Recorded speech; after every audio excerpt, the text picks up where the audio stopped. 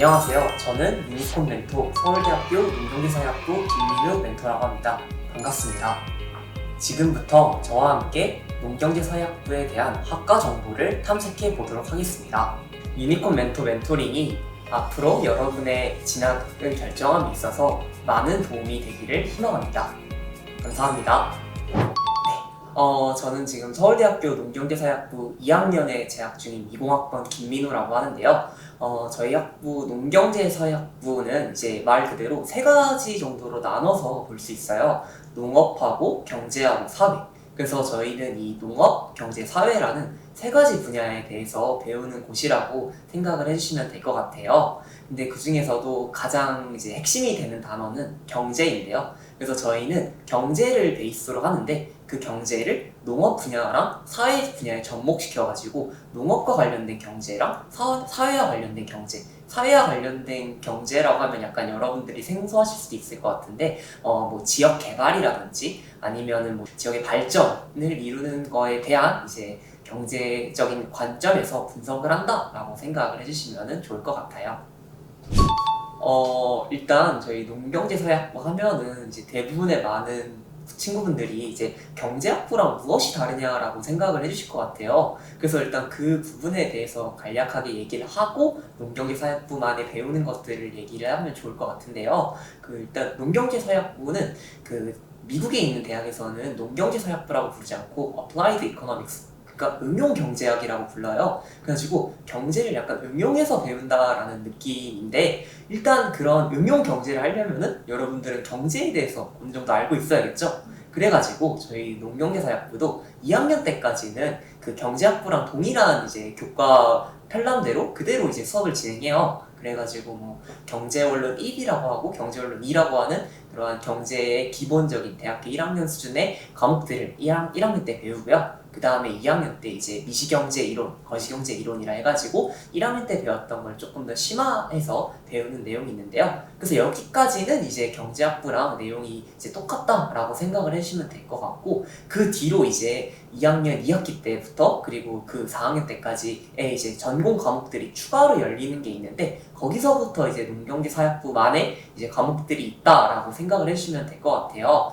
그래서 실제로 제가 들었던 과목들을 몇 가지 간단하게 얘기를 해드리면은 이제 뭐 농식품 유통의 이론과 실제라는 과목을 지난 학기에 수강을 했었는데, 그 과목 같은 경우에서는 이제 농식품이 어떻게 유통이 되는지 그 과정을 경제학적으로 분석한다라고 생각을 해주시면 될 것 같고요. 그리고 그거 이외에도 뭐 이제 농업경제학이라든지 아니면은 식품선물의 옵션과 이론과 실제라는 과목들이 있는데, 이러한 과목들 역시 이제 농산물에 초점을 맞춰가지고 그 농산물이 어떻게 거래되고 그 가격이 어떻게 결정되는지를 이제 배운다라고 생각을 해주시면 될 것 같아서, 그러한 부분들을 이제 그 3학년, 4학년 때부터 배우고 그 부분이 경제학부랑 차이가 있다라고 생각을 해주시면 좋을 것 같습니다.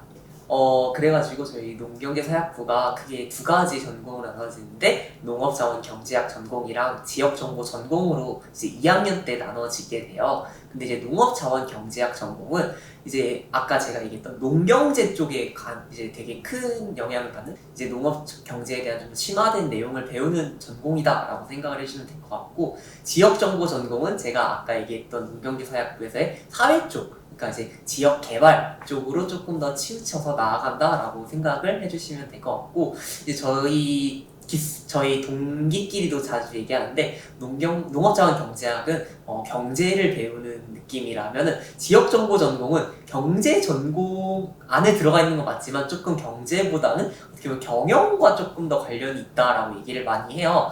그래서 사실 농경재사학부 내에서도 경제랑 경영 두 가지로 또 나눠져가지고 갈 수도 있거든요. 그래서 혹시라도 경영학과를 고민하고 계시는 이제 친구분들이 계시다면은 농경재사학부 내에서도 경영 전공 쪽으로 이제 조금 배워볼 수 있는 기회가 있다라는 걸 한 가지 알아두면 좋을 것 같아요.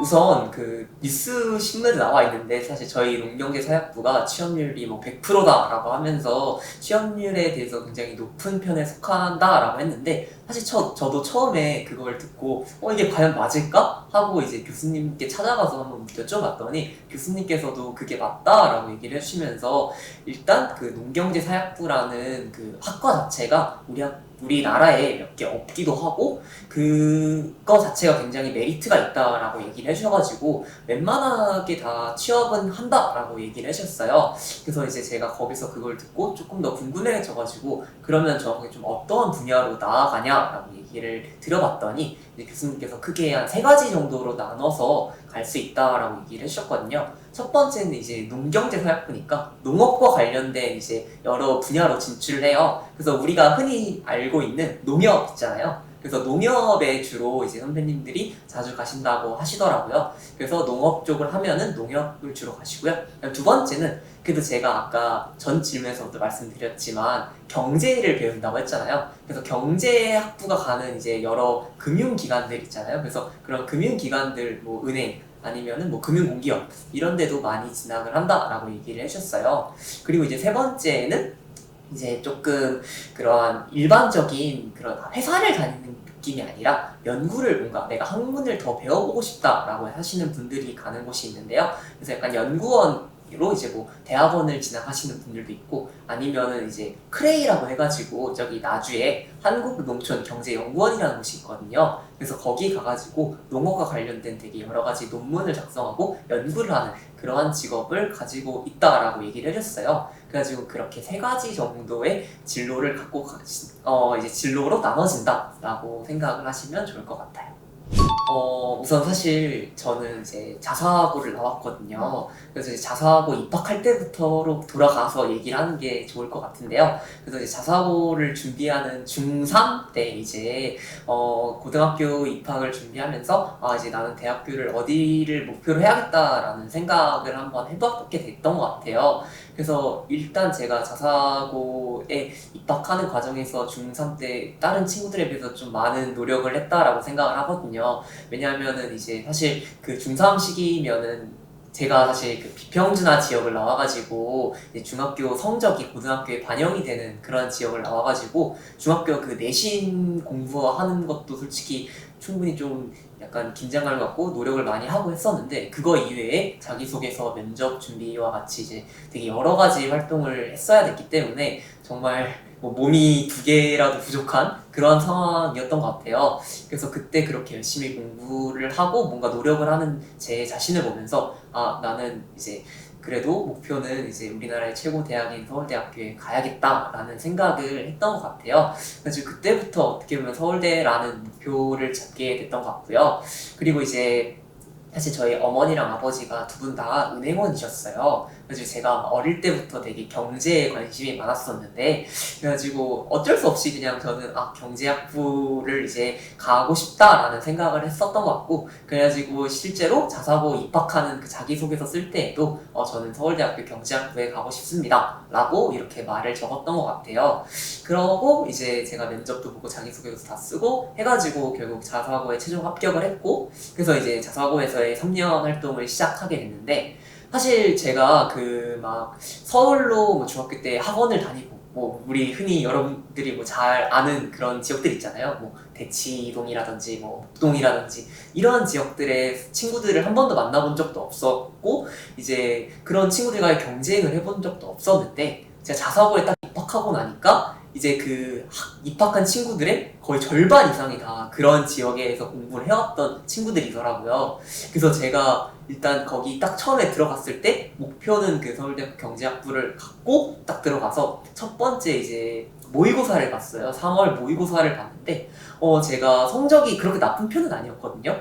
그냥 한 1등급 딱 턱걸이 정도를 했던 것 같아요. 모의고사 성적이. 근데 이제 그래서 이제 전국 석차로는 1등급이 맞았는데 옆에 학교 석차가 뜨는데 제가 그 학교 석차에서 한 6등급인가 7등급인가가 나온 거예요. 그래서 제가 그걸 보고 굉장히 충격을 한번 먹었었죠. 사실 중학교 때까지 되게 잘한다라는 소리를 많이 듣고 자사고에 입학을 해가지고 고등학교 때도 그래도 어느 정도 하지 않을까라는 생각을 갖고 왔었는데 갑자기 첫 성적을 받아보니 물론 내신은 아니었지만 모의고사에서 6등급, 7등급이 나온 거예요. 그럼 만약에 제가 노력을 하지 않는다면은 이거는 그 학교 내신에 들어가서도 똑같은 등급이 나올 가능성이 커진다라는 얘기가 되잖아요.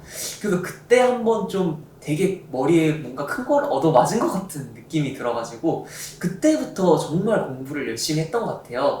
그래서 사실 제가 뒤에 있는 질문에서 뭐 이제 약간 학교에서 어떻게 공부 시간을 활용했냐 여기서 조금 더 자세하게 얘기를 해드릴 것 같은데, 일단 그런 시간들을 정말 많이 활용해가지고 제가 정말 열심히 공부를 했거든요. 그래서 첫 시험을 봤는데, 이제 중간고사 시험을 봤는데 거기서 다행히 6등급, 7등급이 나오진 않았어요. 근데 한 3등급 중반대가 나온 거예요.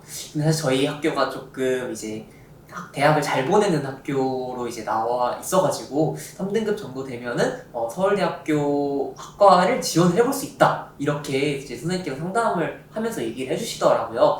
그래서 이제 그걸 보면서 그러면 이제 서울대학교라는 이제 목표는 생각을 할 수 있겠구나 라는 이제 약간의 희망이 보였어요. 근데 그때 이제 선생님께서 덧붙여서 해주셨던 말이, 근데 서울대학교 경제학부는 이제 우리 자사고 제가 다니는 학교에서도 전교 1, 2등만 이제 갈 수 있다라고 얘기를 해주시더라고요.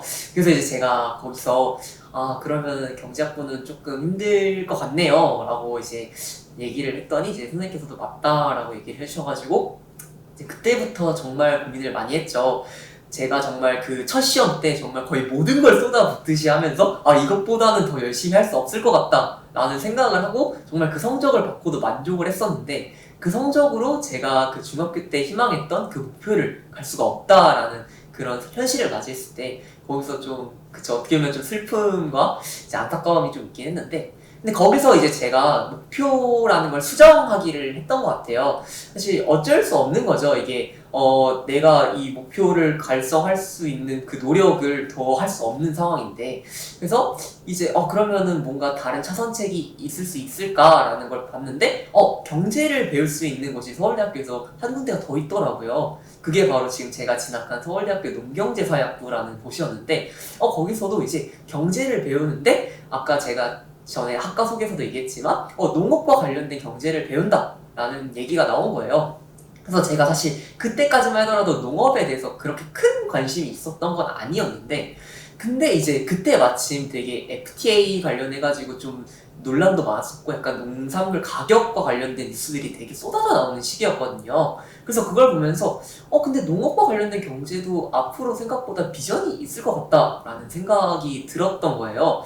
그래서 이제 그걸 보면서 그러면은 농경제사학부라는 것을 한번 목표로 잡고 살아보자 라는 생각을 하게 된 거예요. 그래서 사실 제가 지금 되게 가장 열심히 노력해서 얻었던 성적에서 그 학과를 진학을 할 수 있다라고 선생님께서도 얘기를 해주셨으니까, 그러면은 이거는 지금 내가 정말 실현 가능한 목표가 되겠구나 라는 이제 결론을 내려가지고 결국 이제 목표 수정하기를 해가지고 그러한 목표를 설정을 하게 됐고, 3년 동안 이제 열심히 살아오면서 이제 그 학부에 대해서 조금 더 철저하게 생각을 해보고 내가 진짜 이 학부를 가야겠다 라고 결정을 하게 된 되게 사건이 하나 있었거든요.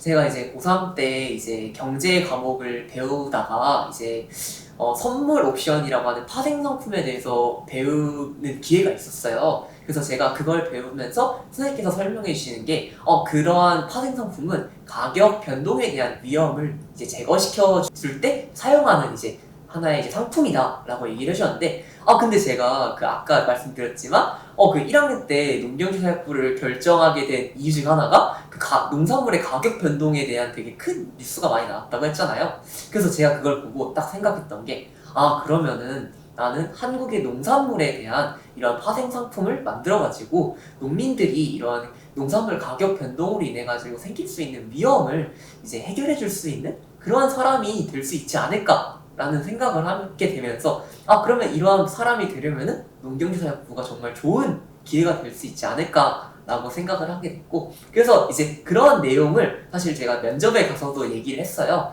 그래서 이제 그렇게 얘기를 하고 그러면은 저는 이제 농경사학부에서 이런 걸 하고 싶습니다 라고 얘기를 했더니 교수님께서도 이제 제 말을 듣고 굉장히 좋아하셨더라고요. 그래서 제가 그걸 보면서 느꼈던 게, 이렇게 제가 처음에 생각했던 건 경제학부였지만 결국 이렇게 돌고 돌아서 제 목표 수정을 하고 농경사학부에 왔는데, 이러한 생각을 가진 것도 생각보다 굉장히 좋은 경험이 되겠구나, 그리고 이게 나의 인생에 있어서 생각보다 큰 도움이 될 것 같다 라는 생각이 들게 되었던 것 같고, 그래가지고 이렇게 농경사학부에 와가지고 지금 여러분 앞에 설 수 있게 된 게 아닌가 싶네요. 우선 서울대학교는 크게 이제 다른 대학교들도 마찬가지인데 크게 두 가지 전형으로 나눠지게 되죠. 수시랑 정시. 그 중에서도 이제 서울대학교는 수시 내에서 한 세 가지 정도로 전형이 또 나뉘어요. 첫 번째가 일반 전형이고요. 두 번째가 이제 기회균등 전형이라 해가지고 저소득층 아니면 다문화 가족 이제 그런 이제 학생들을 위한 전형이 있고요. 세 번째가 기회균등 전형이라 해가지고 이제 일반고 학생들, 이제 지방에 있는 일반고 학생들을 이제 뽑고자 하는 전형, 이렇게 세 가지로 나눠져 있는데요. 저는 그 중에 첫 번째 전형이 일반 전형으로 들어왔어요. 그래서 이제 일반 전형 같은 경우에는 크게 이제 두 가지 평가 방식이 이루어지게 되는데, 첫 번째가 서류고요. 두 번째가 면접이에요. 첫 번째 서류 같은 경우에서는 다른 대학교들 수시 모집에서 하는 것과 마찬가지로 자기소개서라는 걸 적게 되는데, 총 이제 4가지 항목이 있고 그 4가지 항목 각각별로 다 적어가지고 이제 뭐 고등학교 때 어떤 생활을 했는지, 고등학교 때 어떤 내용을 학습했는지 이런 걸 적는 거다라고 생각을 해주시면 될 것 같아요. 그래가지고 자기소개서를 적고 나서 거기서 이제 서류로서 이제 2배수를 뽑아요, 정원에. 그래서 정원의 2배수가 이제 면접에 들어가게 되고, 그 면접 내에 들어가가지고 면접을 보게 되는데, 이제 농경제사학부 같은 경우에서는 크게 두 가지로 면접이 나눠지게 돼요. 이제 어떤 거랑 어떤 거냐면, 첫 번째가 수학 제시문이고요. 두 번째가 사회과학 제시문이에요. 그래가지고 농경제사학부 같은 경우에서는 수학 제시문에 해당하는 수학 문제도 풀어야 되고, 두 번째로 사회과학 제시문에 해당하는 문제도 풀어야 돼요. 그런 이제 제시문에 관련된 내용은 서울대학교 입학처에 가보면은 다 전년도 기출문항이 수록이 돼서 거기서 여러분들이 확인을 하면 좋을 것 같고요. 이제 저는 여기서 조금 더 자세하게 얘기를 해드리면은, 이 제시문을 수학이랑 사회과학 두 개를 보는데 그 면접 시간이 20분 정도 돼요. 그래서 이 제시문 두 개를 해도 솔직히 20분이 벅차거든요. 그래서 사실 다른 학교들 같은 경우에는 생기부에서도 질문을 많이 한다 그러잖아요. 근데 서울대학교 같은 경우에서는 그 제시문 두 가지에 해당하는 면접만 하더라도 시간이 대부분 초과하거나 초과하지 않더라도 정말 딱 맞춰서 끝나는 경우가 있기 때문에 생기부에 해당하는 질문이 나오지 않는다라고 생각을 해주시면 좋을 것 같고요. 이제 수학 제시문 같은 경우에서는 그냥 우리가 생각하는 수학 문제들을 직접 풀고, 이제 교수님이 앞에 앉아 계시고 그 다음에 제가 서가지고 뒤에 칠판에다가 풀이를 적으면서 문제를 풀면 되거든요. 그래서 그렇게 해당하는 문제를 풀어간다라고 생각을 해주시면 될 것 같고, 사회과학 제시문 같은 경우에서는 어떠한 하나의 주제를 가지고 하나의 제시문이 나와요. 그러니까 줄글이 나온다고 생각을 해주시면 되는데, 그거에 대한 본인의 생각 같은 거를 이제 얘기한다라고 생각을 해주시면 될 것 같고요.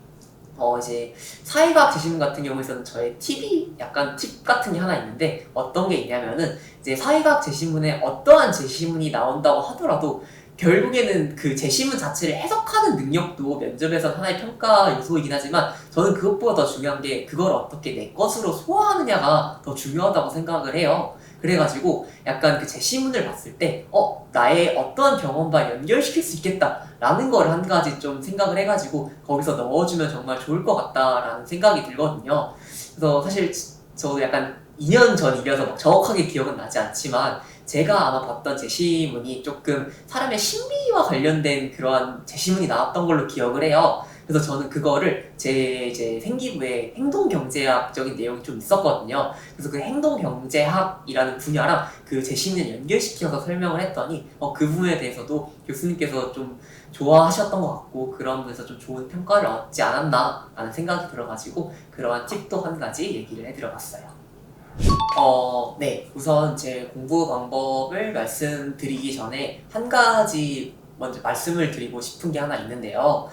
저 같은 경우에서는 사실 요즘 되게 그런 플래너 세우는 게 되게 유행이잖아요. 그래서 뭐 계획을 짜고 그거에 맞춰서 공부를 하는 그러한 공부 방법들이 굉장히 유튜브 같은 데 많이 올라오는 걸로 알고 있는데, 솔직하게 말씀드리면 저는 그런 플래너를 한 번도 써본 적이 없어요.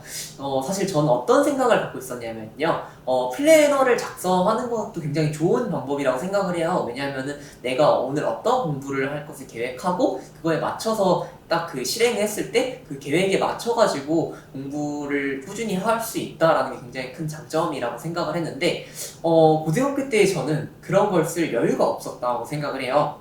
아까도 말씀드렸지만 제가 굉장히 그 시간에 촉박했고 정말 열심히 공부를 해야 되는데 공부 말고 다른 거에 집중할 수 있는 시간이 아깝더라고요. 그래서 그걸 보고 플래너를 하나도 안 쓰고 차라리 그 플래너를 쓰는 시간에도 공부를 하자, 약간 이런 주의여가지고 그냥 지금 내 앞에 있는 공부를 계속해서 하려고 했거든요. 그래서 저는 그 일단 플래너를 작성하지 않았다라는 걸 한 가지 알아두시면 좀 좋을 것 같아서 얘기를 했는데, 근데 플래너를 작성하지 않았다 해가지고 이제 그 각 과목별로 어떻게 공부를 해야겠다 이런 계획을 안 세운 건 아니거든요. 그러니까 공부 전략은 세워져 있는데 그냥 어떤 시간대에 어떤 공부를 해야겠다 이런 걸 안 했다라고 생각을 해주시면 좋을 것 같아요. 그래서 우선 이제 국어 과목에 대해서 말씀을 해드리면요. 국어 과목 같은 경우에는 이제 솔직히 그 학교 내신을 잘 받기 위해서는 학교 선생님의 수업 시간에 해주시는 말을 잘 듣는 게 정말 어쩔 수 없이 중요한 것 같아요. 왜냐하면은 그 국어라는 과목의 특성상 막 엄청나게 명확한 답이 있다기보다 이제 다른 약간 답이 아닌 것 같은 것들을 걸러내고 솎아내고 이제 다 가장 답인 것 같은 가장 적절한 것을 고르는 문제 유형이 많이 나오잖아요. 그래서 그런 걸 맞추려고 볼 때에는 결국 선생님께서 해주시는 말이 그 가장 적절한 것에 연결되는 방향성과 가장 큰 접점이 있거든요. 그래가지고 일단 그 국어 같은 경우에서는 학교 수업을 최대한 열심히 듣자라는 생각을 가졌던 것 같고요. 그리고 그 이외에 있어서는 이제 문제집 같은 거를 추가로 풀긴 풀었는데 그 문제집을 풀 때에도 이제 수업 시간에 하는 내용과 연결되는 걸로, 그러니까 이제 뭐 우리가 흔히 얘기하는 모의고사 문제집들 있잖아요. 그런 것들을 푸는 것도 좋지만 일단 내신 시험을 준비할 때는 저는 학교 수업에서 하는 내용을 바탕으로 하는 문제집, 예를 들어서 뭐 교과서에 출판사가 정해졌다면 그 출판사에 맞는 이제 자습서라든지 아니면 그거랑 연결되는 문제집을 샀던 것 같아요. 그래서 그런 식으로 문제를 풀면서, 그러니까 국어는 최대한 그냥 다른 내용을 보지 않고 그냥 그 해당하는 수업 시간 했던 내용만 위주로 봤다라고 이제 생각을 해주시면 좋을 것 같고요. 그리고 이제 그 다음 수학 과목 같은 경우에서는 사실 이제 우리나라에서 수학이라는 과목이 차지하는 비중이 꽤 크잖아요. 그러니까 수학이 어쩔 수 없이 되게 중요했던 것 같은데 저도 그거에 대해서 충분히 많이 인지를 했었고, 특히 이제 문과이기도 했고 문과이지만 제가 상경계를 준비했기 때문에 수학은 정말 중요했어요. 이제 대학교 입시할 때도 수학 성적을 가장 좀 많이 봤다라고 생각을 했었는데, 그래서 수학 같은 거를 준비하는 경우에 있어서는 일단 수학은 문제집을 좀 많이 풀려고 노력을 했던 것 같아요. 그래서 그냥 그 국어랑 다르게 정말 그냥 많은 문제집을 최대한 풀어보려고 노력을 했고, 다만 이 문제집을 많이 푼다라는 개념을 했을 때 정말 막 다른 애들, 제 옆에 있는 친구들은 막 한 학기에 막 6권, 7권을 풀었는데 저는 그 정도까지는 많이 풀지 않았고 한 3권을 풀었는데 그 3권을 풀 때 반복해서 푸는 걸 정말 중요하게 여겼던 것 같아요. 왜냐하면은 이게 문제를 한 번 풀고 그냥 넘어가면은 사실 그게 제 머릿속에 제대로 기억에 남지 않는 경향이 있어요. 그래서 저는 그거를 반복해서 풀려고 노력을 했던 것 같고요. 그리고 수학 문제집을 3권을 풀었다 했는데 이것도 제가 또 그 시험 기간과 시험 기간이 아닐 때로 나눠가지고 문제를 풀었거든요. 시험 기간이 아닐 때는 시험에서 사용되는, 그러니까 그 수업 시간 사용하는 부교재 이외의 그러한 그 문제집들을 풀었어요. 그래서 일단 그런 것들을 풀면서 감을 좀 익혔고, 그 다음에 시험 기간에 왔을 때는 그 부교재에 해당하는 내용 있잖아요. 그 부교재에 해당하는 내용을 반복해서 풀었던 것 같아요. 왜냐하면은 결국 시험에 나오는 내용은 그 부교재에서 연결돼서 나올 수밖에 없어요. 그 외에 다른 문제집을 푸는 것도 물론 도움이 돼요. 나의 수학 실력을 높이는데. 하지만 내가 그냥 내신 시험을 잘 보고자 할 때에는 그 출제율이 가장 높은 거를 풀어야지 그 시험에서 가장 좋은 점수를 받을 때 도움이 되거든요. 그래서 그거를 한 가지 일단 그렇게 해서 나눠가지고 공부를 했다라는 거를 알아두시면 좋을 것 같고요. 이제 그 다음에 영어 과목 같은 경우에서는 사실 제가 영어를 조금 못하는 편이었어요. 학교 내에서도 그냥 영어에 대해서 좀 자신감도 많이 없었고 영어를 그렇게 중학교 때 전문적으로 막 많이 배웠지도 않았어가지고 그래서 좀 영어가 뒤처지는 편이 있었는데, 그래서 저 같은 경우에서는 영어를 어떻게 이제 하려고 노력했냐면은 일단 영어에 가장 많은 시간을 썼어요. 저는 그 영어라는 과목 자체가 물론 암기 과목이 아니라고 사람들이 많이 얘기를 하지만 만약에 내 그 영어 실력이 암기를 하지 않더라도 그냥 그 시험 보는 그 자리 즉석에서 이제 영어 지문을 읽고 완벽하게 이해를 하고 답을 고를 수 있는 게 아니다 라고 하면은 저는 그런 부분을 해결할 수 있는 게 결국 암기라고 생각을 하거든요. 그래가지고 저는 이제 영어 이제 시험 범위에 해당하는 지문들을 최소한 6, 7번 이상을 읽었던 것 같아요. 그래가지고 그냥 시험 보러 갔을 때 시험지를 봤는데 이 지문 첫 번째 문장만 읽고도 이게 지문이 어떤 내용을 얘기하는 거였지라는 걸 바로 유출할 수 있게 그런 식으로 공부를 했었거든요. 그래서 사실 저의 영어 공부 방법은 생각보다 그렇게 효율성이 좋다라고는 볼 수 없었던 것 같아요. 하지만 그럼에도 불구하고 제가 생각하는 제 영어 실력보다 제 내신이 높게 나올 수 있었다라고 생각을 하게 되는 이유는 그렇게 영어 과목에 대해서 반복적으로 학습을 하고 암기를 하니까 결국 시험에서는 그 암기란 내용을 바탕으로 풀면 되는 거니까 거기서 성적을 생각보다 높게 받을 수 있었다라고 생각을 해요. 그래서 영어 같은 경우에서는 그렇게 암기를 좀 했던 것 같다라고 봐주시면 좋을 것 같고요. 그럼 이제 이 영어 과목이랑 또 연결돼가지고 볼 수 있는 어떻게 보면 문과에서는 좀 중요한 과목이죠. 사회탐구 영역 같은 경우도 결국 암기 과목들이잖아요. 그래서 그런 암기 과목들 이제 사회탐구 같은 경우에서는 어떻게 제가 암기를 했냐면요. 사실 되게 뻔한 얘기긴 한데 노트 필기를 일단 했어요. 노트의 정리를 최대한 많이 하려고 노력을 했고 근데 이 노트 정리를 사실 대부분의 학생들은 한 번 되게 깔끔하게 노트를 정리하고 그걸 반복해서 보는 듯으로 해가지고 약간 그런 암기를 하려는 대부분의 사람들이 그렇게 할 거예요. 근데 사실 저는 그렇게 안 했는데 어떻게 했냐면은 전 노트 필기를 한 2번, 3번을 했어요. 첫 번째는 어떻게 했냐면은 사실 노트 필기의 원래 그런 이제 의도는 그냥 되게 핵심되는 내용만 정리하고 그 내용을 외우자 이런 거잖아요. 근데 전 첫 번째 때 그냥 모든 내용을 적었어요. 그냥 이제 제가 시험 범위, 그러니까 수업 시간 했던 내용을 모든 걸 다 적어가지고 첫 번째 때 일단 이 수업 시간 했던 내용들이 익숙해지게 하도록 했거든요.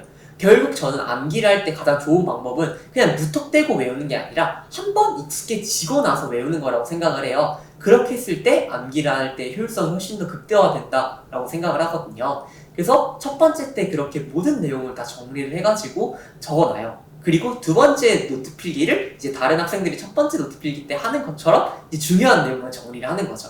그래서 그렇게 2번의 노트 필기를 정리를 하고 나면은 일단 웬만한 내용은 생각보다 많이 머릿속에 기억에 남아요. 그래서 그렇게 머릿속에 기억에 남고 나서 이제 다잡기를 한 번 더 하고 마지막에 3번째를 하는 건데 그 3번째 때 이제 암기를 할 때는 어떻게 했냐면은 그 노트 필기 한 거를 이제 들고 다니면서 계속해서 짬나는 시간에 외우기도 했지만 결국 저는 그거를 한 번 더 확인할 때에는 그냥 빈 노트를 딱 갖고 와요. 한 번 더. 3번째 노트죠. 그래서 거기다가 그냥 내가 아는 내용을 다 적어봐요.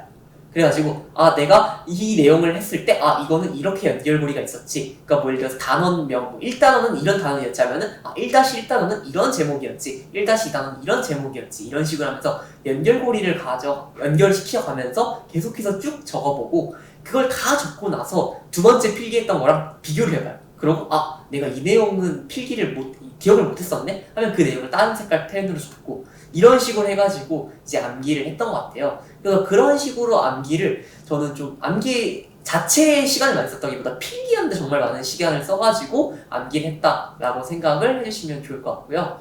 그리고 이제 과학 같은 영역도 한 가지 더 얘기를 하면 좋을 것 같은데 사실 저는 이제 과학 영역에서의 내신이 생각보다 많이 높았어요. 그래서 저는 그 과학 영역에서의 내신 공부는 어떻게 해서 높았냐라고 얘기를 하면은 저는 과학 같은 경우에는 사회랑은 결이 다르다고 생각을 해요. 사실 이거는 당연한 거긴 한데 그래서 과학 같은 경우에서는 일단 암기로 이제 보완될 수 있는 부분이 너무 적어요. 왜냐면 과학은 생각보다 수학처럼 응용해서 문제를 풀어야 되는, 수학적으로 계산을 해야 되는 그런 내용이 많기 때문에 그런 부분에서 암기는 조금 덜 해야 된다라고 생각을 했고 하지만 그래서 저는 암기를 안 했지만 대신 그 내용이 확실하게 내 것이 되도록 익숙하게 하도록 이제 공부를 어떻게 했냐면은 수업 시간에 과학을 배우잖아요. 그걸 배우기 전에 그 전날이겠죠? 그 전날에 그날 과학에서 배울 내용을 임강을 통해서 예습을 한번 해갔어요. 그래서 오늘은 이러한 내용을 내일은 이러한 내용을 배울 거구나 라는 걸 한번 보고 간 거죠. 그리고 수업 시간에 가서 이제 선생님께서 설명을 해주잖아요. 그걸 바탕으로 복습을 했어요. 그러니까 다른 애들이 그 수업 시간에 배우는 게 처음 배우는 거일 때 저는 복습을 하고 있는 거죠. 그래서 그걸 통해서 일단 내용에 대한 인지가 끝난 거예요. 그러면 이제 다른 친구들이 복습을 해야 되잖아요. 그 수업 시간이 끝나면. 그럼 그 친구들이 복습을 할 때 저는 뭐 했냐? 그때 저는 바로 문제풀이에 들어갔어요. 과학 같은 경우에서는 문제풀이가 정말 중요하다고 생각을 했기 때문에 문제를 최대한 많이 풀어보려고 했고, 똑같이 그 수학에서 했던 것처럼 반복적으로 문제를 풀어보려고 했거든요. 그래가지고 그렇게 과학은 3단계로 나눠가지고 공부를 했던 것 같고, 그렇게 하다 보니까 생각보다 성적도 잘 나온 것 같고 그렇게 됐던 것 같습니다. 저는 가장 약했던 과목이 영어였어요. 그래서 영어 과목을 공부함에 있어가지고 너무 스트레스를 정말 많이 받았고, 그 다음에 성적도 초반에 굉장히 잘 안 나왔고 이래가지고 마음이 좀 아팠었는데, 특히 더 마음이 아팠던 건 어떤 거냐면, 저는 영어 공부에 굉장히 많은 시간을 썼었어요. 근데 제 친구들 중에서 영어 공부에 그렇게 많은 시간을 쓰지 않은 친구가 있었는데, 그 친구랑 저랑 내신 성적을 보니까 오히려 그 친구가 더 높았던 그러한 결과가 나온 걸 보고, 거기서 저는 좀 좌절을 많이 했었거든요. 그래서 그걸 보고 나는 영어 공부를 해도 잘 안 되는구나, 약간 이런 생각을 했던 것 같은데, 결국에 저는 그거를 극복을 했으니까 제가 지금 이 자리에 있을 수 있었던 것 같은데, 어떻게 극복을 했냐면은 일단 마음가짐을 바꿨어요. 내가 영어 공부에 이렇게 많은 시간을 썼는데도 성적이 안 나온 거에 대해서 난 영어를 못해, 이게 아니라 그럼 난 영어를 조금 다른 애들에 비해서 못하는 편인 건 맞아. 하지만 내가 영어를 못하는 만큼 나는 다른 과목에 있어서 친구들보다 더 높은 성적을 받고 있어, 라는 생각을 한 거예요. 이제 경제학 개념 중에 비교 우위라는 개념이 있거든요. 그게 어떤 거냐면, 이제 각자 잘하는 분야에 이제 특화를 해가지고 그걸 바탕으로 하면 이제 더욱더 뭔가 효율적인 생각을 할 수 있다, 이런 내용인데, 저도 약간 그런 생각을 접목시킨 거죠. 그래서 내가 그 영어라는 분야에 대해서 생각보다 잘 못하면은 영어 말고 내가 잘하는 분야가 있으면 그걸 통해서 조금 더 내신을 따보자, 약간 이런 생각을 해가지고, 영어보다는 제가 수학을 조금 더 잘했기 때문에 수학에 조금 더 시간을 더 쓰려고 노력을 했고, 그리고 수학에 조금 더 내신을 잘 받고, 그러면 수학에 내신 잘 받으면은 영어 못 본 게 좀 보완이 상쇄가 되겠구나, 약간 이런 식으로 해가지고 이런 문제에 대한 마음가짐을 좀 바꿨던 것 같고, 그렇게 마음가짐을 바꾸고 나서 보니까 조금 마음이 편안해진 거예요. 그 마음이 편안해지면서 영어가 처음에 제가 싫어했던 이유가, 내가 더 많이 공부를 해도 내가 내신이 안 나오니까 영어 과목이 싫어진 거였는데, 그거에 대해서 마음가짐, 좀 마음을 놓게 되니까 그냥 그러면은 영어 과목에 대해서 실증이 좀 사라지게 되고,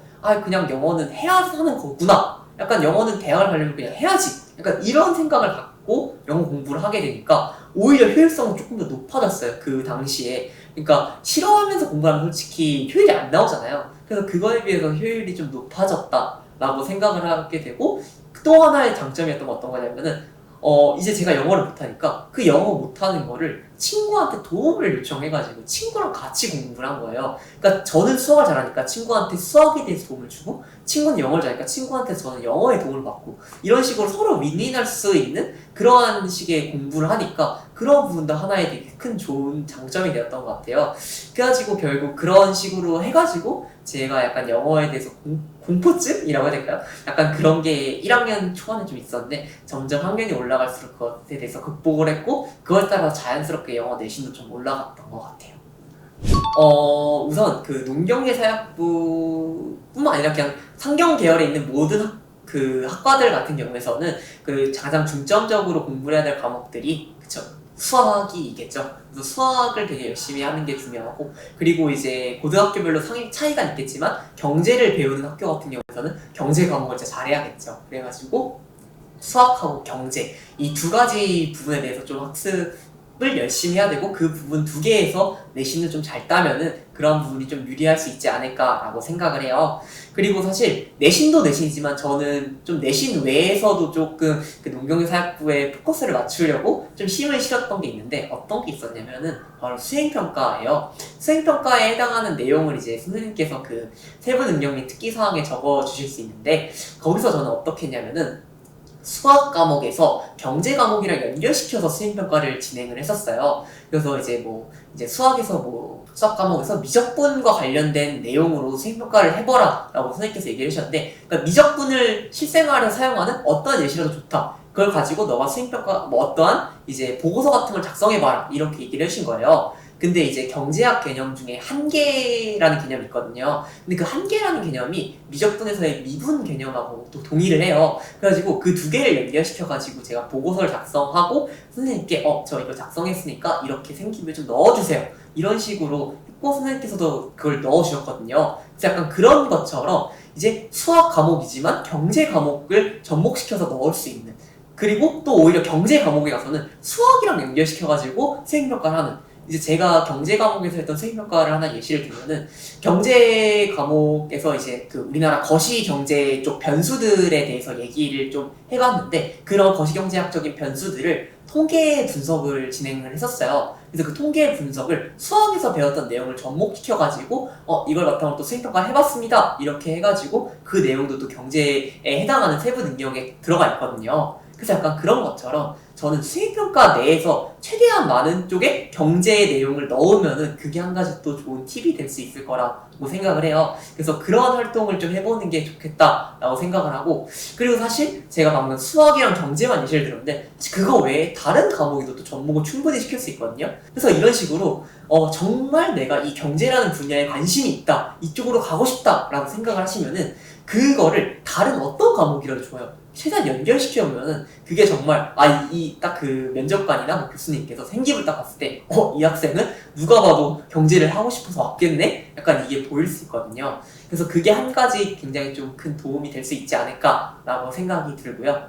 그 다음에 이제 이 활동 같은 경우에서는 사실 동아리 활동이 좀 큰 것 같아요. 그래서 동아리 같은 경우는 저도 이제 경제 동아리에 들어갔고, 그 경제 동아리 내에서 뭐 다른 고등학교들이랑 뭐 폴업을 진행한다든지 연합 폴업 같은 걸 진행하는 것도 있었고, 뭐 그런 거 아니면은 뭐 발표, 그 동아리 내에서 세션 발표를 해가지고 뭐 경제 이슈, 경제 시사에 해당하는 내용들을 이제 서로 한 번씩 발표하면서 토론해보는 그러한 기회들도 있었고 해가지고, 그러한 내용들을 다 이제 적어가다 보면은 생기부에 정말 경제에 해당하는 내용이 많아지게 되거든요. 제가 아까 앞에서 얘기했던 수행평가랑도 이제 덧붙여서 생각을 해보면은, 그러면은 결국에 그게 또 하나의 도움이 되는 게 뭐냐면은, 결국에 나중에 자소서를 써야 될 때 생기부를 바탕으로 자기소개서를 써야 돼요. 왜냐면은 생기부에 들어가지 않은 내용을 자기소개서에 적다 보면은 이제 그 면접관들도 봤을 때 얘가 이걸 진짜 했어 안 했어? 라는 의문이 들기도 하고 이러니까요. 그래서 근데 생기부에 들어가 있는 내용이 많아요. 그러면은 내가 이 중에서 골라 적을 수 있는 거죠.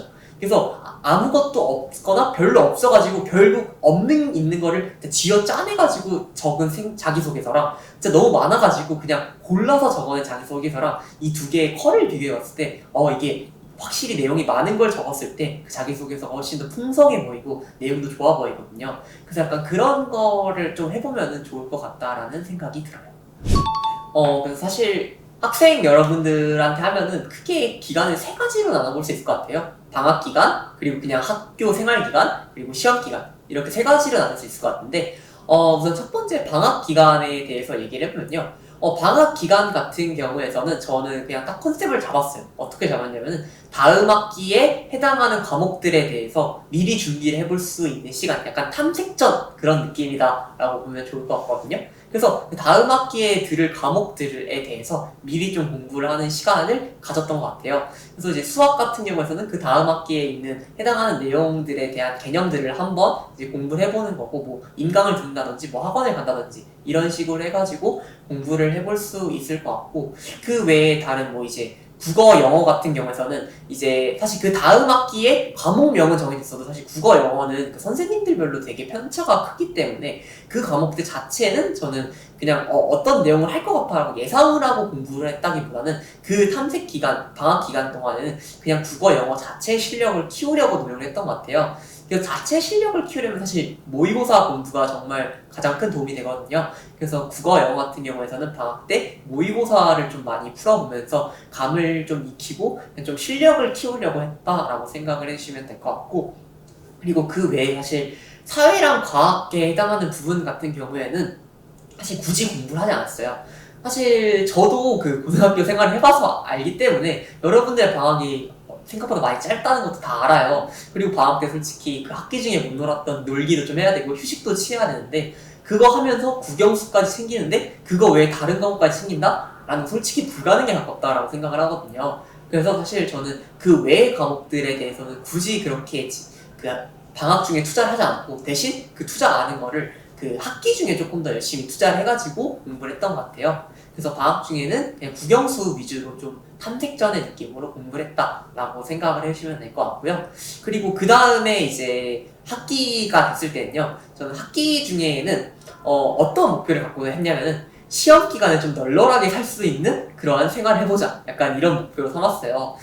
사실 모든 학생들이 다 머리로는 그런 생각을 할 거예요. 왜냐면은 시험 기간이 되면 이제 급격하게 시험 기간이 와가지고 이거 큰일 났다. 이제 벼락치기라도 해야겠다. 약간 이런 생각을 할 수 있을 것 같은데 사실 저도 처음에는 그런 걸 좀 했었어요. 그러니까 중학교 때 특히 많이 그랬는데 시험 한 2주 전에 이제 시작해가지고 빨리 열심히 해야지 이랬었는데 고등학교에 올라오고 나니까 양 자체가 좀 많이 늘어나더라고요. 중학교 때에 비해서. 그래서 이거는 시험 기간에 절대 다 할 수 있는 양이 아니다. 약간 이렇게 생각을 해가지고 그러면 좀 미리 해놓으면은 시험 기간은 조금 편하게 할 수 있지 않을까 약간 이런 생각이 들어가지고 최대한 미리 하려고 했고 그래서 그 미리를 어떻게 했냐면은 뭔가 시험 기간에 해당하는 것처럼 막 철저하게 노트 필기를 막 확 열심히 하고 이런 느낌이라기보다 그냥 예습 복습을 철저하게 했던 것 같아요.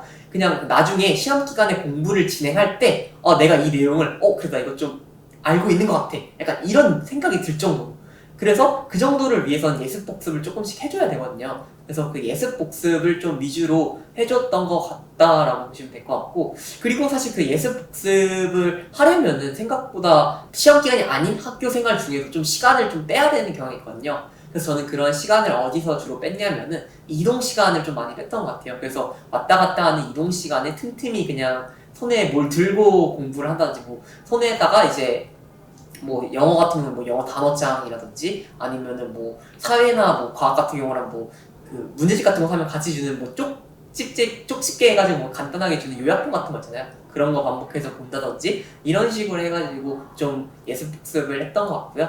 그리고 이제 시험 기간이 되면은 결국 아까도 얘기했지만 저는 시험 기간에 플래너를 절대 작성하지 않았기 때문에 플래너를 작성하는 대신에 그 시간까지도 최대한 공부 시간에 투자를 해보려고 노력을 했던 것 같고 그래서 공부 시간을 좀 많이 늘리려고 했던 것 같아요.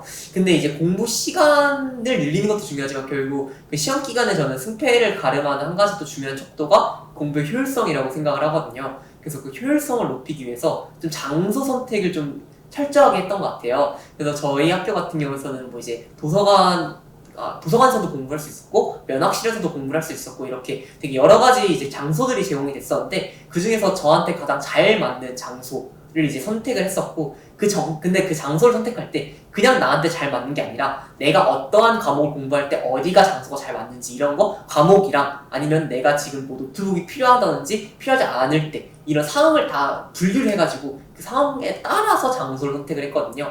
그래서 그런 식으로 좀 장소 선택도 조금 중요하게 해가지고 최대한 효율성을 끌어올려가지고 공부를 하려고 했다라고 생각을 하면 좋을 것 같고 그리고 이제 시험 기간에 또 하나의 팁은 어떤 게 있냐면은 시험 기간에 공부를 할 때 저는 잠깐 이렇게 말하면 조금 약간 이렇게까지 해야 돼 약간 이런 생각도 들 수 있는데 저는 시험 기간에 그냥 걸어가다가 뭔가 내가 지금 급식실에서 뭔가 갑자기 밥을 보면서 밥을 먹고 있는데 기술 과정 과목에서 배웠던 밥과 관련된 내용이 생각이 나는 거예요. 그럼 그냥 머릿속에서 계속 연결고리를 지어가면서 내가 지금 밥을 먹고 있는데 이 밥에서는 기술 과정에서 밥의 구성 요소에 대해서 배워봤지. 그러면 이 구성 요소들이 각각 어떻게 어떠한 화학 요소로 구성이 돼 있구나. 이런 걸 계속해서 연결을 시켜가면서 혼자 머릿속으로 생각을 했거든요. 그래서 사실 암기 과목이 특히 이렇게 하면 좋은 게 암기 과목 같은 경우에서는 사실 머릿속에서 우리가 이제 인간이 망각의 동물이잖아요. 어쩔 수 없이 계속 생각을 안 하다 보면 까먹게 돼요. 날아가게 되고. 그래서 그러한 부분을 해결할 수 있는 게 반복해서 떠올리거든요. 그래서 그 반복해서 떠올리기를 저는 일상생활에 그냥 내 눈앞에 보이는 걸 바탕으로 해가지고 했던 것 같아요. 그래서 이제 친구들이 조금 이상하게 생각하긴 했는데 그런 부분이 저는 암기를 할 때도 그렇고 시험 기간에 굉장히 도움이 많이 됐다라고 생각을 해요. 사실 학교 생활하면서 저는 가장 지금 고민이 많았던 게 어떤 거냐면은 사실 공부를 제 머릿속에 최우선 가치로 두는데 사실 고등학교 때 흔히 이제 친구들 많이 얘기하죠. 그 사춘기 시절도 있고 되게 친구가 중요한 시기잖아요. 저도 어쩔 수 없이 이제 그 친구가 굉장히 소중했고 같이 이제 밥 먹는 친구, 같이 밥 먹고 잠깐 산책하는 친구, 학교 걸어 다니면서 그런 친구들의 존재가 좀 많이 소중했던 것 같은데 근데 저는 그 친구도 소중한데 공부도 놓칠 수가 없는 거예요. 그래서 이 두 가지가 굉장히 충돌을 했던 것 같은데 저는 그래도 결국에 어떻게 했냐면 그 비중을 친구를 조금 포기했던 것 같아요. 그냥 그러니까 친구를 아예 안 만나고 이런 건 아니었는데 그냥 친구들이랑 만나는 횟수를 좀 줄이기도 했었고 막 친구들이 지금 잠깐 놀자 이러면은 나 사실 지금 이걸 해야 돼서 미안한데 나중에 놀면 안 될까? 약간 이런 식으로 하면서 좀 공부에 좀 많이 치중을 했던 것 같은데 그래서 이제 공부에 치중을 하다 보니까 좀 스트레스를 많이 받는 거죠. 아니 근데 내가 이렇게까지 공부를 해야 하나 지금 약간 놀고 싶은데 뭐 친구들도 만나가지고 놀고 싶고 지금 내 옆에 있는 친구들도 막 친구들이랑 같이 놀면서 뭐 하고 있는데 내가 이렇게 하는 게 맞는 걸까? 그리고 이렇게 지금 막 사실 고등학교 친구가 평생 친구로 간다는데 뭐 이런 얘기도 많이 들었었는데 고등학교 때 친구들 관계에서 내가 좀 약간 벽을 쌓아 놓으면은 나중에 대학교에 갔을 때 친구가 없어지는 건 아닐까 약간 이러한 걱정을 좀 많이 했던 것 같아요. 그래가지고 진짜 스트레스를 많이 받았는데 그 부분을 좀 어떻게 해결했냐면은 저는 친구들이랑 그냥 솔직하게 대화를 했어요. 그냥 친구들한테 그냥 솔직하게 얘기할게. 나는 진짜 너희들이랑 계속 친구 유지를 하고 싶고 너희랑 밥도 같이 먹고 싶고 너희랑 놀고 싶다. 근데 나한테 지금 너무 최우선의 가치인 거는 친구보다는 지금 당장은 나한테 공부가 조금 더 우선인 것 같다. 그래서 난 약간 그 시험 기간에는 내가 좀 너희들 안 만날 수도 있는데 그런 거에 대해서 조금 양해를 부탁한다 이렇게 얘기를 했더니 친구들도 알겠다 그럼 그 부분에 대해서는 내가 이해해 주겠다 이런 식으로 얘기를 해주더라고요. 그래서 그렇게 친구들이랑 얘기를 하고 친구들이 다 그렇게 배려를 해주니까 그런 걸 보면서 또 마음의 안정을 얻고 해가지고 그런 부분에서 굉장히 좀 안정감을 얻고 도움을 얻었던 것 같고요. 그리고 이제 친구와 문제도 있지만 사실 저는 또 하나의 문제는 어떤 거였냐면은 사실 아까 공부와 관련해서 계속 스트레스 받았다 했잖아요. 그래서 공부 내신과 관련해서 조금 문제가 있었던 게 어떤 거냐면 사실 저는 그 중간고사랑 기말고사가 있으면은 중간고사랑 기말고사랑 내신 성적의 차이가 1등급 넘게가 차이 났어요. 그러니까 중간고사 때 많이 못 보고 기말고사 때 그걸 항상 끌어올렸었거든요.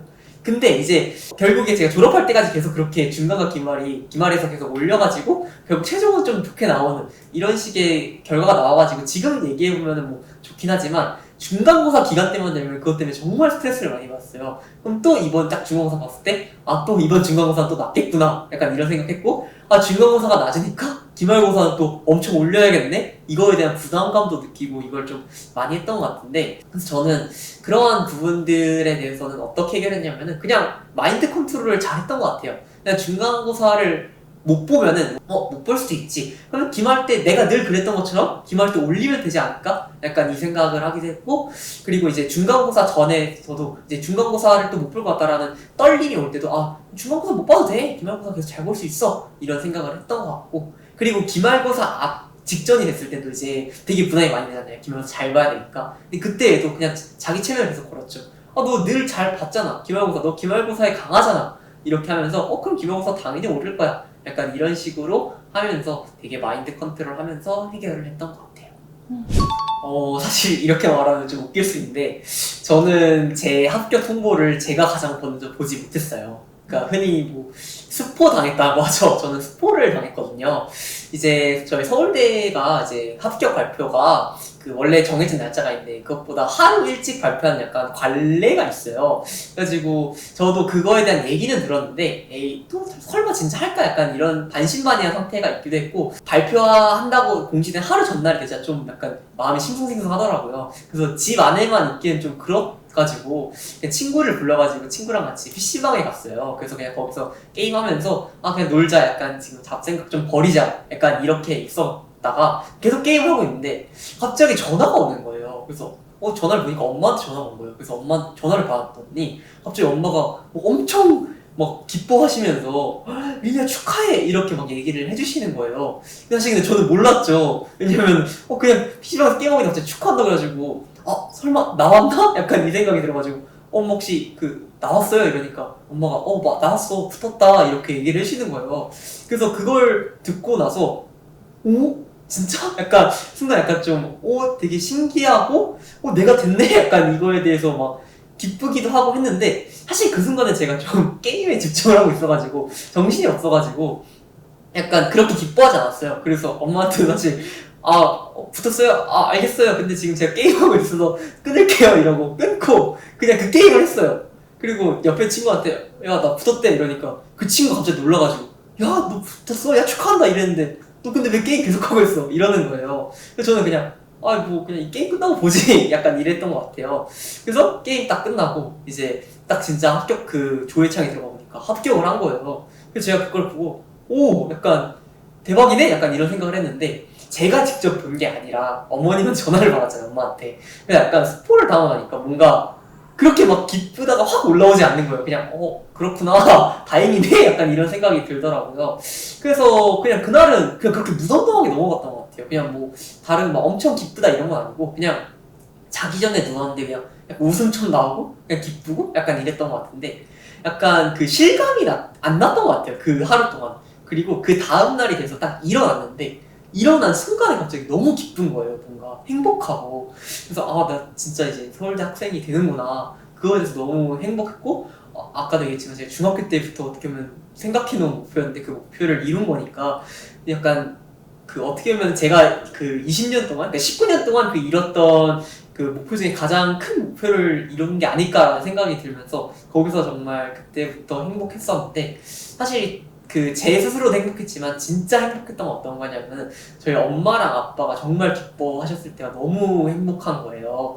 사실 엄마 아빠한테 막 제가 그렇게 막 큰 속을 썩인 적은 없었는데, 그렇다고 막 제가 엄청 큰 효도를 했다 뭐 이렇게 느껴지는 않았었는데, 그냥 그 합격을 하고 났을 때 엄마 아빠가 너무 기뻐하는 거 보면서 이건 진짜 내가 뭔가 효도를 한 것 같네? 약간 이런 생각이 들었던 것 같기도 하고, 그리고 아버지께서 이제 술을 마시고 들어오셨는데 합격하고 나서 이제 들어와가지고 이제 아버지 좀 술을 드시면 좀 약간 진심 담긴 말을 많이 하세요. 근데 그때 이제 약간 저한테 진짜 수고했고 너무 고맙고 너무 자랑스럽다 막 이렇게 얘기를 해주시니까 그때가 진짜 뿌듯하더라고요. 그래서 그때 너무 행복했던 것 같아요. 사실 약간 서울대 입학하면은 약간 그러니까 그 서울대에 입학하기 전에 저도 약간 그런 생각했는데, 입학하고 나면은 외적인 변화에 대해서 좀 많이 기쁠 것 같았어요. 사실 그쵸, 외적인 사람들이 서울대라고 하면은 되게 좀 진짜? 공부 잘했네 막 약간 그렇게도 봐주고, 약간 어떻게 보면 제가 지금 나이대에 이룰 수 있는 성공을 가장 이룬 거니까 그거에 대해서 좀 인정해 주려고 해주시는 분들도 많았고, 약간 제 능력에 대해서 별로 의심을 하지 않으시고 약간 믿어주시고 뭔가 잠재력이 있을 것 같다라고 외부에서도 많이 얘기를 해주셔가지고 그러한 변화에 대해서 좀 기쁜 것도 있었는데, 사실 지금 그거는 딱 그 대학교 입학하고 대학교 그러니까 합격하고 입학하기 전까지 그게 좀 강했던 것 같고, 사실 대학교 입학하고 나서는 오히려 제 내면의 변화가 좀 많이 컸던 것 같아요. 어떤 변화가 있었냐면은, 사실 고등학교 때에는 제 내면에 대해서 좀 의구심이 좀 있었어요. 약간 어떠한 문제랑 어떠한 목표가 있을 때 내가 이걸 할 수 있을까? 라는 거에 대해서 조금 약간 불안감도 있었고, 내가 그렇게 좀 대단한 존재가 맞을까? 약간 그런 거에 대한 생각이 좀 많았었는데, 그 대학교 입학하고 나니까 나는 이제 서울대 학생이야, 나는 어떻게 우리나라의 최고의 대학에 왔어, 약간 이런 생각을 내 이제 마음속에 갖고 있다 보니까 어떠한 이제 상황이 오더라도, 어떠한 장애물이 오더라도, 어떠한 도전해야 되는 목표가 있더라도 그거에 대해서 그 자신감을 갖고 할 수 있게 된 것 같아요. 그래서 그게 정말 좋았던 것 같아요. 그냥 내 스스로 자신감을 갖고 하게 되니까 내가 그걸 못하는 일이라고 하더라도 일단 자신감을 가지고 부딪혀 보니까 일부라도 성공을 하게 되고, 그리고 성공을 아예 못하는 실패한 상황이 되더라도 그럼에도 불구하고 내 나중에 한번 더 도전해보지 뭐 약간 이런 식으로 해가지고 약간 도전에 대해서 두려움이 없어졌던 것 같아요, 제 스스로도. 그래서 그게 정말 큰 도움이 됐던 것 같고, 사실 저는 그거를 대학교에 와서도 지금 그래서 제가 계속 도전을 하고 있는데, 제가 가장 지금 기억에 남는 건 또 어떤 게 있냐면, 제가 1학년 때 수강시청을 좀 못했어요. 그러니까 수강시청 빠르게 못한 거죠. 그래가지고 수강시청 원하는 과목을 못하고 나서 이제 어떤 과목을 들을까 고민을 하다가, 제가 1학년이었음에도 불구하고 그냥 4학년 과목이 있는데 제가 그걸 듣고 싶은 거예요, 갑자기. 그래서 이거 그냥 한번 시도해볼까? 약간 이 생각이 들어가지고 그걸 신청을 했어요, 제가. 그래가지고 그 과목을 진짜 같이 들었는데, 이제 저는 20학번이었는데 1학년 때 그때 1, 2, 1, 4학번들이 막 가득한 거여서 저 혼자 20학번인 거예요. 교수님도 막 그 말을 하시더라고요. 근데 이거 20학번이 듣기 힘들 텐데? 당연히 힘들 텐데? 이렇게 얘기하셨는데, 저는 그때 그냥 자신감이 있었어요. 근데 나 서울대 학생인데 내가 이 학문적으로는 그래도 난 자신감이 있다, 내가 이길 수 있지 않을까? 약간 이 생각이 들고 정말 공부를 열심히 했던 것 같아요. 그냥 도전했다는 의식, 그런 생각 자체를 가지고. 그리고 그 공부를 할 때 그 과목만큼은 제가 되게 행복하고 약간 아드레날린이 되게 막 분비되고 뭔가 도전하고 있다는 그 제 모습이 너무 멋있어가지고 약간 그래서 그렇게 했고 결국 최종적으로 제가 그 과목 성적을 A 플러스를 받았거든요.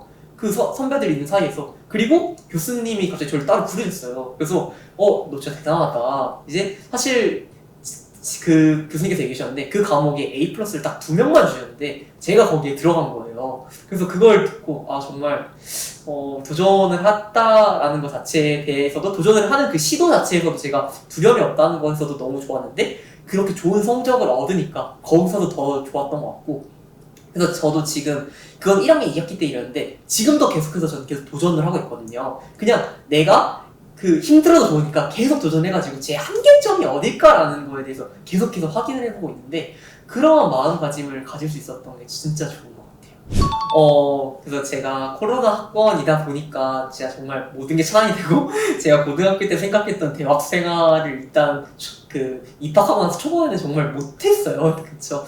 그래서 일단 거기서 좀 아쉬움을 느꼈었는데, 저는 그래서 약간 근데 그게 너무 아까운 거예요. 진짜 한 번밖에 없는 이 대학 생활을 이렇게 보내는 게 아쉽다라는 생각이 들어가지고 최대한 정말 제가 노력을 해서라도 약간 사람을 만나보려고, 방역 그 수칙을 지키는 내에서 정말 그렇게 하려고 노력했었고, 그냥 그래가지고 제가 학생회 활동도 했고, 그 과 내에서 이제 과대, 북과대 이런 게 있는데 제가 북과대를 해가지고 정말 그냥 저희 과 학생들도 그렇고 그냥 저희 다른 학생회 일을 하면서 만난 학생들도 되게 많이 만나보려고 노력을 했던 것 같아요.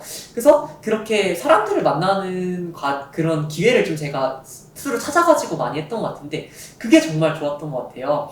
지금 생각해봐도 그걸 통해서 지금 봤을 때 솔직히 약간 제가 대학교 와서 친구를 그렇게 많이 사귈 수 있을까, 코로나 때문에 라는 걱정을 했었는데, 지금 그렇게 제가 그때 노력을 했어 보니까 지금 정말 제 주위에 많은 대학교 친구들이 생겼던 것 같고, 그래서 그것 때문에 일단 그런 친구들을 만나서 얘기를 해볼 수 있다는 것 자체가 너무 좋은 것 같고요. 그리고 그 친구들이랑 같이 놀러 가가지고 뭐 얘기를 해보고 같이 추억을 쌓는 거, 그게 일단 대학 생활에 너무 행복한 것 같아요. 그리고 대학교에 들어오면은 이제 약간 경제적으로 제가 이제 돈을 벌 수 있는 그러한 능력이 생기는 거잖아요. 그래서 제가 그렇게 제가 번 돈을 가지고 제가 원하는 곳에서 제가 원하는 사람들이랑 같이 그렇게 추억을 쌓으면서 놀 수 있다. 그런 게 너무 정말 대학교에서의 좋은 기억이라고 생각을 하고요. 그 다음에 이제 서울대학교에 와가지고 제가 느꼈던 장점은 어떤 거냐면, 일단 구성원들 모두가 너무 멋있어요. 그냥 각자의 사람들이 너무 멋있는 것 같은 게, 제가 아까 얘기했지만 그렇게 대표 활동을 하면서 많은 사람들을 만나봤는데, 그냥 그 사람들을 만나서 노는 것뿐만 아니라 저는 약간 그 사람들이랑 대화를 좀 해보고 싶어가지고 그냥 카페에 앉아가지고 막 2시간, 3시간씩 이렇게 얘기를 해보고 그랬었는데, 그렇게 얘기를 하면서 저는 그런 각자 이제 저랑 얘기하는 친구들한테 꿈이 뭐냐 뭐 이런 것도 물어봤고, 뭐 가장 추구하는 가치가 뭐냐 이런 것도 물어봤고, 약간 그런 걸 되게 여러 가지를 물어봤는데, 여기서 다 모든 친구들이 얘기한 대답은 달랐지만 한 가지 확실했던 건 어떤 거였냐면은, 그래도 일단 방향성이라는 게 있었어요, 그 친구들한테. 그래서 나는 이런 식으로 나아갈 거야 라는 방향성이 있었고, 그 방향성 내에 자신감도 있었고요.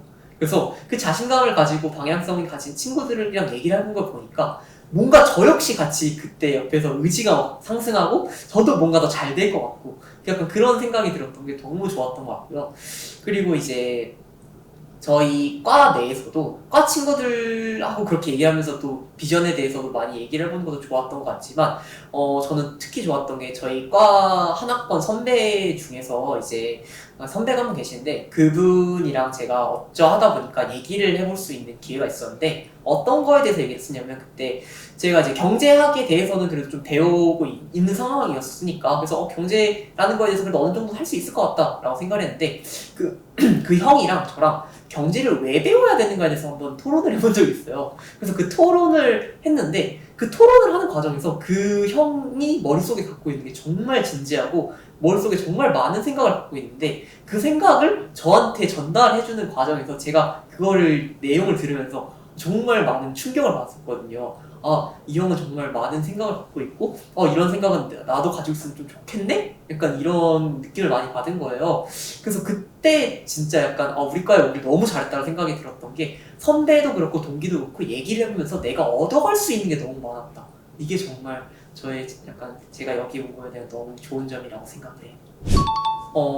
사실 뭐 가장 힘들었던 거 하면은 어쩔 수 없이 그 코로나라는 상황이었던 것 같아요. 그 코로나 상황이 심각해짐에 따라 가지고 이제 사람에 대한 제한이 점점 더 강화가 됐고 사람을 만나는 게 꺼려지고 뭔가 약속을 잡으면 사회적으로 비난을 받을 것 같다라는 걱정이 생기고 약간 그러한 두려움이 있어가지고 제가 한동안 이제 집을 좀 안 나갔던 적이 있어요. 코로나가 너무 무섭기도 했고 그래가지고 근데 이제 그 밖을 안 나갈 때 사람들을 제가 아까 얘기했지만 그 초반에 코로나가 좀 약할 때에는 사람들이 되게 많이 많았다가 갑자기 사람들을 안 만나기 시작하니까 제 스스로 내면에 좀 많이 우울감이 쌓이더라고요. 그냥 사람을 안 만나는 거에 대한 우울감이었죠. 그래서 그런 우울감이 생겼으면서 그때 이제 마침 학교 공부 좀 잘 안 됐던 것 같아요. 그냥 우울하고 그냥 계속 누워있고 싶고 잠도 많이 자고 뭐 그랬던 것 같은데 약간 그렇게 우울감이 왔을 때 약간 그거를 극복하고자 제가 약간 운동을 조금 했었던 것 같아요. 그냥 밖에 나가가지고 다만 이제 그러니까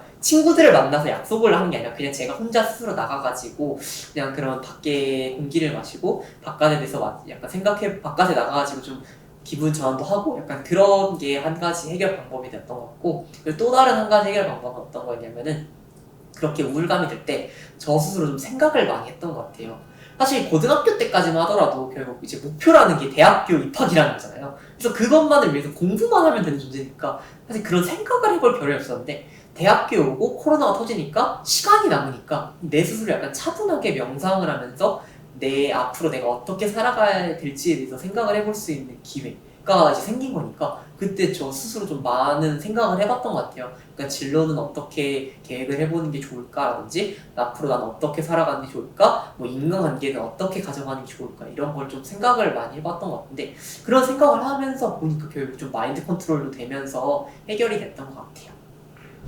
제가 사실 그 농경제사학부에 진학을 목표를 했지만 생각보다 그 농업과 관련된 농업 경제랑 관련된 그런 활동을 고등학교 내에서 하기가 어렵잖아요. 사실 그것도 이제 교수님들도 잘 알고 계세요. 그런 부분에 대해서. 그래가지고 농업과 관련된 경제 활동들을 생기부에 솔직히 많이 넣지 못했던 게 조금 아쉬웠던 것 같고 그냥 저는 아까 얘기했던 그 농경사학부에 진학하고자 했던 그 목표 그거 하나만 가지고 사실 거의 왔다라고 생각을 하거든요. 그래서 그러한 부분들을 조금 채워갈 수 있는 그런 활동들을 뭔가 해봤으면 좋지 않을까라고 생각을 했고 그 중에 한 가지 좋았던 게 저는 만약에 그 학창시절 돌아가서 하면 좋겠다라고 생각을 했던 게 약간 농촌 체험활동? 이런 걸 조금 더 해봤으면 좋을 것 같다라는 생각이 드는 거예요.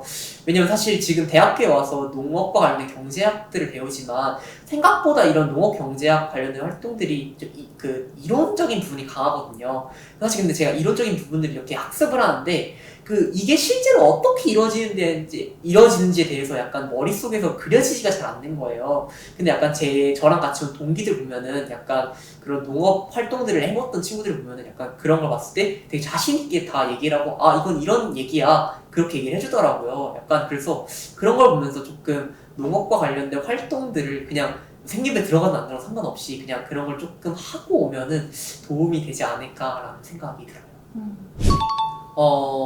제가 서울대학교 농경대사학부에 입학한 목적이 아까도 말씀드렸지만 결국에 그런 파생 상품을 이제 좀 다루는 사람이 되고 싶다였는데 그래서 그 파생 상품을 다룰 수 있는 곳을 찾아보니까 이제 그 금융공기업 중에 한국거래소라는 곳이 있더라고요. 그래서 지금 저희 목표는 그 한국거래소를 입사하는 게 목표거든요. 그래서 거기에 들어가고자 지금 일단 그걸 꿈으로 잡아놨고요. 근데 일단 제가 아직 2학년이다 보니까 취업에 대해서 일단 그렇게 준비를 하는 과정은 한 3학년, 4학년 때 가서 해도 늦지 않다라고 교수님께서 많이 얘기를 해주시더라고요. 그래서 일단 지금 당장은 그런 목표를 가지고 있지만 뭔가 제가 진로에 대해서 조금 더 생각을 해볼 수 있는 다른 진로 중에서 좀 더 제가 하고 싶다는 그런 목적을 더 부합을 잘 시켜주는 곳이 있지 않을까라는 거를 생각해 보면서 지금 당장은 조금 여러 가지 더 진로들에 대해서 좀 알아보려고 노력을 하고 있는 중인 것 같고요. 그리고 이제 그거와 더불어 가지고 조금 학교 전공 공부를 좀 열심히 하려고 노력하고 있는 것 같아요. 사실 이제 경제라는 과목에 대해서 이제 고등학교 때부터 계속해서 배우고 있는데 제가 생각했을 때 이 정도면 될 것 같아. 좀 그래도 많이 아는 것 같아. 라고 생각을 하면은 또 다른 단계가 바로 뒤에 있더라고요. 그래서 그런 걸 계속 보면서 아, 그러면은 약간 내가 지금 많이 알고 있는 것 같아 라는 것에 자만심을 갖지 말고 계속해서 더욱더 경제라는 분야에 대해서 열심히 공부를 하고 그걸 통해서 나중에 진짜 한 명의 경제 전문가가 돼가지고 농업과 관련돼가지고 이러한 부분을 이끌 수 있는 한 명의 전문가가 되면 좋지 않을까라는 생각을 지금 가지고 그렇게 노력을 하고 있습니다. 우선 농경제 사약부를 준비하고 꿈꾸시는 분이 계시다면은 정말 이제 나중에 제 영상을 만약 보신다면은 보고 나중에 대학에서 만났으면 정말 좋겠다라는 생각이 들고요. 아까도 얘기했지만 이런 경제 쪽, 농경제 쪽을 희망하시려면은 수학이랑 사회 쪽 특히 경제 쪽에 대해서 조금 열심히 공부를 하시고 준비를 해주시면은 나중에 진학을 할 때 대입을 준비함에 있어가지고 큰 도움이 될 수 있을 거다라고 생각이 들고요. 저 여러분들께 꼭 해주고 싶은 말이 하나 있는데 제가 멘토링을 여러 개 다니면서도 항상 했던 말이 있는데 어떤 게 있냐면은 사실 어떻게 보면 여러분들이 저를 보기에 저는 좀 성공한 사람이다라고 일단 대학교 입시에 관해서는 성공한 사람이다라고 생각을 할 수 있을 것 같아요. 하지만 저는 여러분들 나이가 정말 부럽다라고 생각을 하는 게 저는 일단 대학교에 왔지만 이제 농경제라는 그런 분야로 왔기 때문에 분야가 축소가 된 거예요. 그래서 저는 앞으로 이제 취직을 할 때도 있어서 그 분야를 밀고 나가면서 그쪽으로 나아가야 되는데 여러분들은 아직 그 중학교, 고등학교 학생들이니까 아직 여러분은 저에 비해서 훨씬 더 폭이 넓은 거예요. 과를 선택함에 있어서 자유로운 거고 뭐 대학을 가든 안 가든 상관없이 뭐 직업을 선택함에 있어서 더 자유로운 거고 그러한 넓은 자유로움이 있기 때문에 여러분들이 그거에 대해서 각자 생각을 해보시고 물론 공부를 열심히 하는 것도 좋지만 공부뿐만 아니라 정말 다른 길로도 성공하는 많은 사람들이 있잖아요 우리나라에. 그래서 그런 것도 한 가지 생각을 해보면서 여러분들이 직접 여러분들이 생각하기에 여러분들이 가장 잘 맞는 일이 무엇이고 여러분들이 잘할 수 있는 게 무엇인지를 생각을 해보고 그런 분야로 나아가면은 여러분들이 어떻게 보면 저보다 더 멋진 사람이 될 수 있는 아직 가능성이 남아있는 거니까 그러한 생각을 가지고 좀 열심히 살아갔으면 좋을 것 같아요.